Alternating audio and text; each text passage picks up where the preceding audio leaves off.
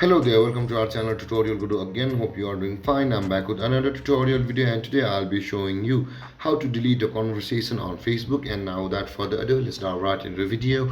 But before that, don't forget to like, subscribe and hit that bell icon for more videos. Okay, now to delete a conversation on Facebook, let's open up our Facebook app.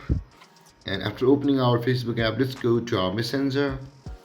And after that, you can see all these chats. These are my chats. Now if I wanted to delete a chat, I would need to tap and hold on the chat which I wanted to delete. For me it would be the first one. Let's tap and hold this chat, and you can see all these options appear. If I wanted to delete the chat, you can see the delete option available, which is the second one. Tap on delete, and it will again ask you if you want to delete or not, because you cannot retrieve a conversation after you have deleted it. Just tap on delete, and there guys, you can see the chat has been deleted. And if you have any confusions or questions regarding the topic, don't hesitate to comment in the comment section below, and don't forget to like, subscribe and hit that bell icon for more videos.